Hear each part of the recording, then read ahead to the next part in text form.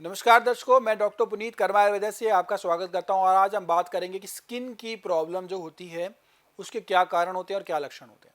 तो पहले मैं बता दूं कि आयुर्वेद जो है ना वो बताया गया है कि स्वास्थ्य से स्वास्थ्य रक्षण मातुरस्य विकार प्रशमनम, यानी कि जो आयुर्वेद का पहला प्रयोजन है स्वस्थ व्यक्ति के स्वास्थ्य की रक्षा करना, यानी कि जो निरोगी काया है उस निरोगी काया में कोई रोग ना लगे, ये आयुर्वेद का पहला प्रयोजन है।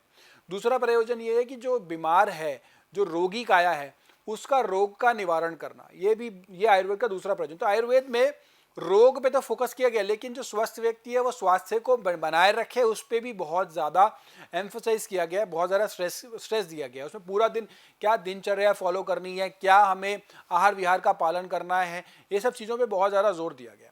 हो क्या रहा है, हम आयुर्वेद से दूर होते चले जा रहे हैं और हम रोगों के पास आते चले जा रहे हैं। जिस प्रकार आज के समय में फास्ट फूड के चेन्स पे भीड़ है, जिस प्रकार फास्ट फूड के काउंटर्स पे भीड़ है और जिस प्रकार से वो बढ़ते चले जा रहे हैं, उसी के डायरेक्टली प्रोपोर्शनल अगर देखेंगे तो हम जो हॉस्पिटल्स बढ़ रहे हैं, हॉस्पिटल्स में भीड़ है।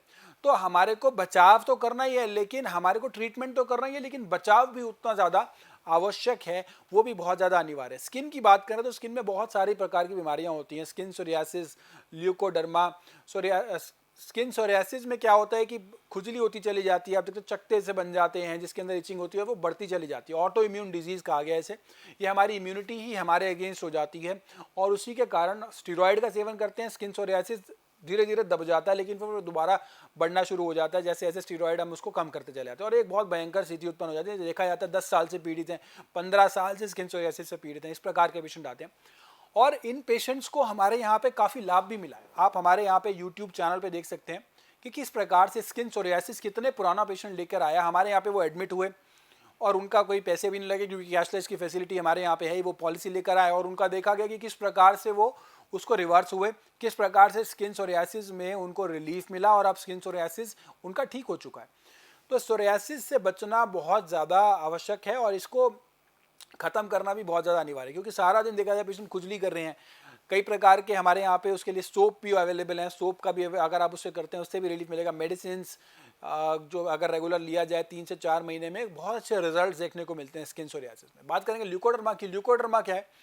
जब सफ़ेद दाग जिसको कहा जाता है, ल्यूकोडर्मा भी कहा जाता है, इसको विटिलिगो भी कहा जाता है। ये विरुद्ध आहार विहार के कारण देखा जाता है। होता है कई बार जो जो आहार विहार हमें नहीं खाना चाहिए, साथ में हम उसका सेवन कर लेते हैं, तो ये ल्यूकोडर्मा की स्थिति उत्पन्न होती है। इसके अलावा भी काफ़ी auto immune disease, auto immune भी इसके कारण होते हैं। जैसे दूध और मछली का सेवन करते हैं तो एक कॉमन बड़ा क्लासिकल एग्जाम्पल है, तो ये इस तरह की स्थिति उत्पन्न हो जाती है।